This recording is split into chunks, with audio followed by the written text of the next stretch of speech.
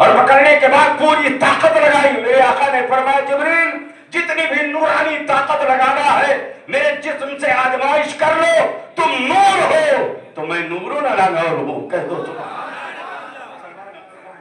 جبریل نے پوری طاقت سے بیچا, اور بیچنے کے بعد فرمایا اقرا. میرے نبی نے فرمایا ما انا بقاری, جبریل تمہارے کہنے پہ نہیں پڑھوں گا.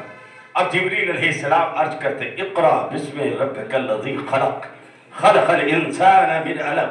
محبوب اپنے رب کے نام سے پڑھیے نا. کہہ دو سبحان اللہ. اب جب ہم نے تو صرف اتنا ہی کہا تھا, آپ نے پوری سورت پڑھ ڈالی, یہ پڑھا کہاں آپ نے؟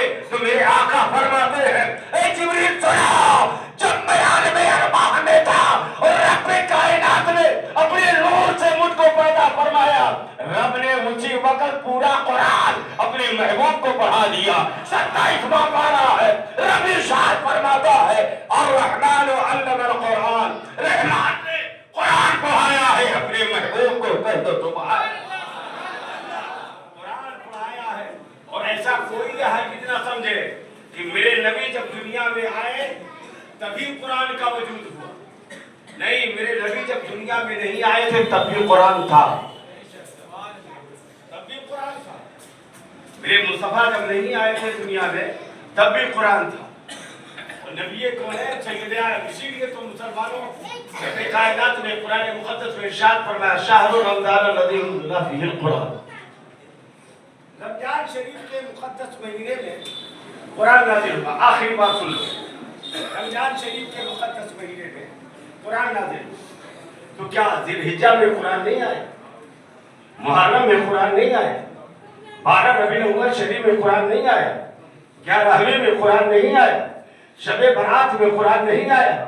رجب المرتب میں قرآن نہیں آیا؟ ہر مہینے میں قرآن نازل ہوا. کہہ دو سبحان اللہ.